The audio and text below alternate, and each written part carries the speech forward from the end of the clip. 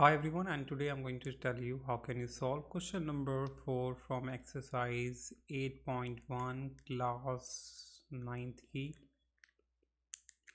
ठीक है, को चैप्टर नंबर 8 है quadrilateral. So question number 4 says ABCD एक हमारा रेक्टेंगल गिवन है जिसमें डायगोनल AC है वो बाइसेक्ट करती है एंगल C को भी और एंगल A को भी। बाइसेक्ट यानी कि ये वाला एंगल इसके बराबर हो जाएगा और ये वाला एंगल इसके बराबर हो जाएगा। ये क्वेश्चन में हमें गिवन है।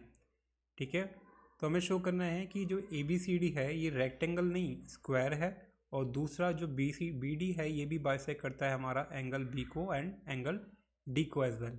तो कैसे करेंगे? सबसे पहले हमें क्वेश्चन में गिवन क्या है? क्वेश्चन में गिवन है कि जो ABCD है, ठीक है, ABCD क्या है? ये रेक्टेंगल है। ABCD इज अ रेक्टेंगल, ये हमें क्वेश्चन में गिवन है। राइटिंग गंदी हो गई। ठीक है, तो अगर ABCD हमारा रेक्टेंगल है तो एंगल जो A होगा वो एंगल C के बराबर होगा नहीं होगा? Just can you tell me? जो एंगल A होगा वो एंगल C के बराबर होगा। क्यों होगा बराबर? क्योंकि रेक्टेंगल में सारे एंगल हमारे क्या होते हैं? 90 डिग्री के होते हैं। ईच एंगल ऑफ 90 डिग्री, यानी कि एंगल A एंगल C के बराबर होगा एंड इक्वल होते हैं, तो यानी कि angle A equal to angle C होगा।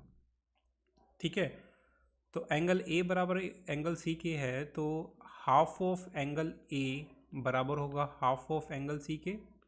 हम लिख सकते हैं ऐसे, ऑफकोर्स लिख सकते हैं। तो जो हाफ ऑफ A है, हाफ ऑफ A एंगल क्या है? यानी कि एंगल DAC, और हाफ ऑफ C एंगल क्या है? DCA, यानी कि ये ले सकते हो एंगल या ये ले सकते हैं एंगल, आपकी मर्जी है। तो मैंने ले लेता हूँ ये वाला एंगल और ये वाला एंगल दोनों को। ठीक है, यानी कि इन दोनों एंगल को मैं ले रहा हूँ। कौन कौन से इनको? एंगल DAC को और एंगल DCA को। तो यानी कि एंगल एक हाफ ऑफ एंगल ए क्या हो सकता है? DAC, एंगल DAC, और angle C half of angle C क्या हो सकता है? DCA, एंगल C का आधा। तो ये DCA ये भी ले सकते हो आप, ये भी ले सकते हो, लेकिन हमें इसकी ज़रूरत है। वो क्यों ज़रूरत है आपको पता चलेगा अभी। तो यानी कि हम लेंगे एंगल DCA। ठीक है, तो अगर ये दोनों एंगल आपस में बराबर है गाइस, तो इनकी जो अपोजिट साइड है वो आपस में बराबर होगी या नहीं होगी? ऑफकोर्स होगी। तो यानी कि हमारा जो CD होगा वो DA के बराबर हो जाएगा। जो CD होगा हमारा DA के बराबर होगा। क्यों होगा बराबर? इसका रीज़न ये है कि side opposite to equal angle, यानी कि अगर कोई दो एंगल हमारे एक गिवन हैं, इक्वल एंगल गिवन हैं, तो इनकी जो अपोजिट साइड होती है वो इक्वल होती है। आपने ट्रायंगल चैप्टर में सीखा होगा ये। तो यानी कि इसके लिए रीज़न आपको लिखना है साइड अपोजिट टू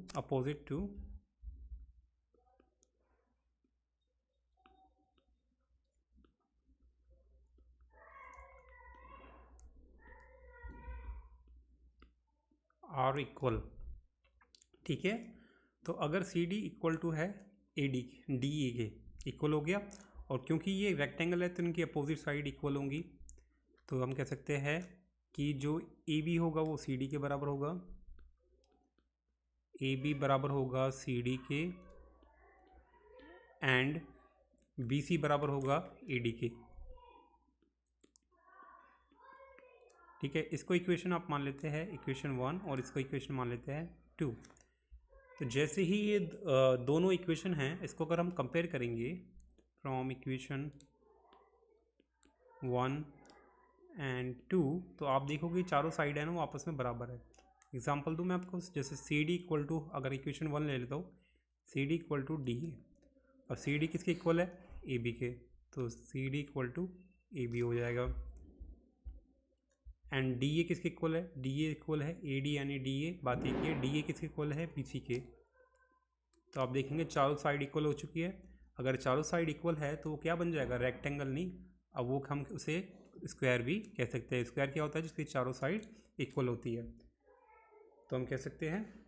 एंड उसके जो एंगल्स होते हैं वो भी हमारे इक्वल होने चाहिए। तो यानी कि हम कह सकते हैं hence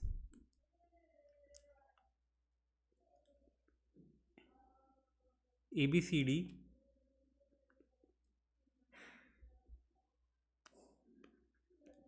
is a rectangle and दो कंडीशन होनी चाहिए, रेक्टेंगल भी हो और चारों साइड बराबर हो जाती है, तो हम कह सकते हैं कि वो स्क्वायर के भी लिए भी एलिजिबल हो गया है। तो यानी कि all sides are equal, all the side.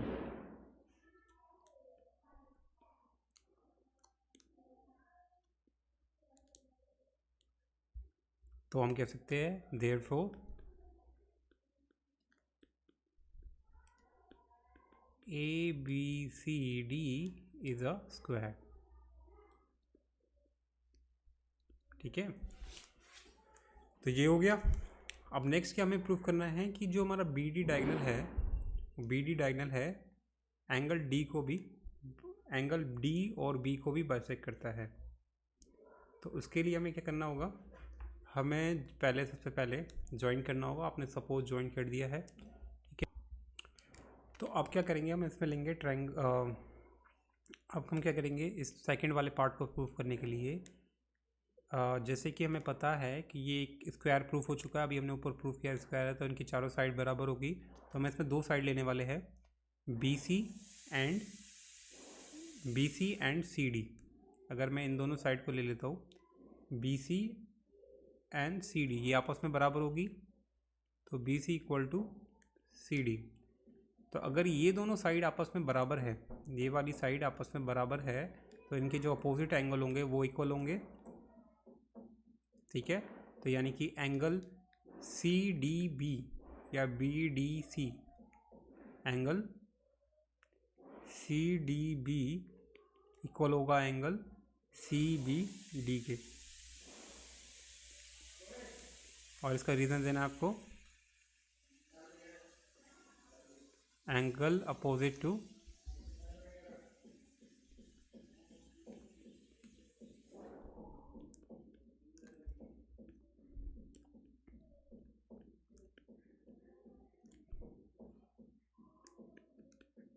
Sides are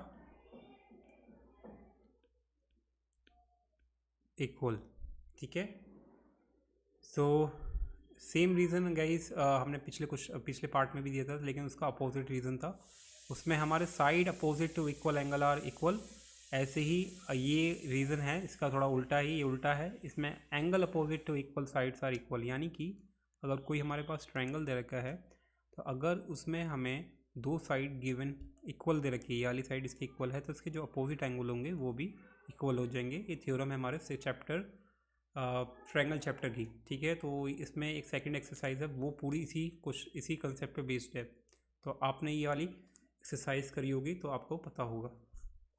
7 chapter है आई थिंक। ठीक है, तो जैसे ही ये दोनों एंगल बराबर हो जाते हैं, एंड गाइज क्योंकि अब ये दोनों एंगल हमारे कौन कौन से एंगल, ये वाले दोनों एंगल हमारे आपस में बराबर हो चुके हैं, तो ये वाला एंगल गाइज हमारा बराबर हो सकता है इस एंगल के। क्यों हो सकता है, क्योंकि AB पैरेलल है हमारे CD के।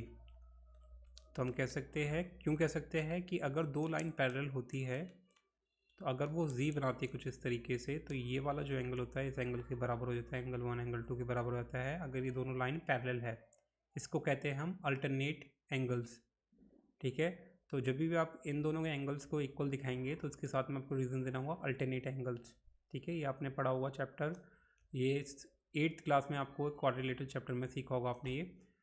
ठीक है, तो यानी कि ये वाला जो एंगल है इसके बराबर हो जाएगा एंगल CDB बराबर हो जाएगा एंगल ABD के। तो इसको रीज़न आपको देना है अल्टरनेट इंटीरियर एंगल, क्योंकि ये इंटीरियर एंगल्स है, इसलिए इंटीरियर एंगल भी आपको लिख देना चाहिए, अल्टरनेट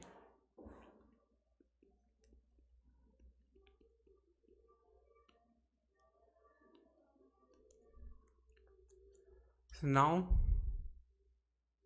अगर आप कंपेयर करेंगे इन दोनों इक्वेशन को, CDB एंड CBD, तो आप देखेंगे CDB हमारा किसके बराबर है, CBD के। इसको इक्वेशन हम मान लेते हैं, ऊपर इक्वेशन मानी हमने कोई, हाँ मानिए, तो इसका इक्वेशन हम 3 मान लेते हैं। तो हम लिखेंगे इक्वेशन फ्रॉम इक्वेशन 3। तो आप देखेंगे कि जो सी डी बी है वो सी बी डी के बराबर है, तो हम सी डी बी को सी बी डी से रिप्लेस कर सकते हैं। तो हम कह सकते हैं C B D is equal to angle A B D. तो अगर ये दोनों एंगल आपस में बराबर हो जाते हैं, यानी कि कौन कौन से एंगल, ये वाला एंगल इसके बराबर हो जाता है, तो हम कह सकते हैं बी डी बाइसेक्ट कर रहे हैं एंगल डी बी को। ए बी डी बराबर हो गया एंगल सी बी डी के, ठीक है। तो हम कह सकते हैं देयरफॉर हैंस जो हमारा बी डी है बाइसेक्ट्स एंगल बी।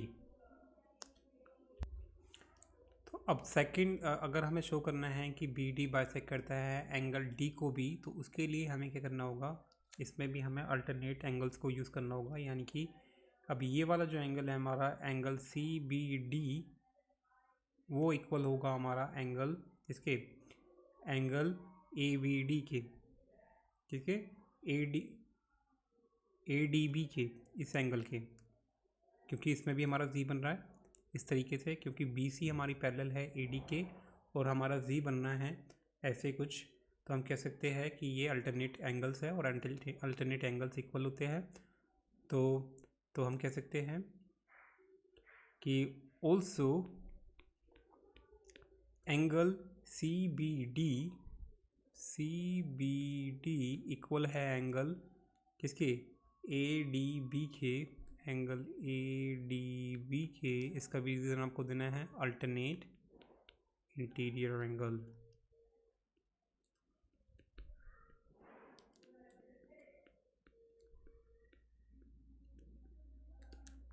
ठीक है। और साथ में गाइस, क्योंकि साथ में गाइस हमारा जो क्योंकि हमारा सी बी डी इक्वल हो गया हमारा ए डी बी के, एंड सी बी डी हमारा इक्वल है from equation 3, C B D equal है सी डी बी के, एंगल सी डी बी हो गया हमारा, क्योंकि आप रिप्लेस कर सकते हैं एंगल सी बी डी को सी डी बी से, and C D B equal to हो जाएगा हमारा एंगल ए बी डी के, ए डी बी के।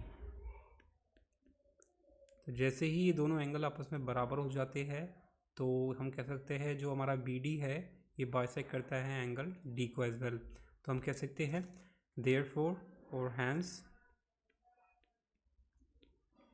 B D bisects angle T, ठीक है। तो this is how you can prove. तो हम कह सकते हैं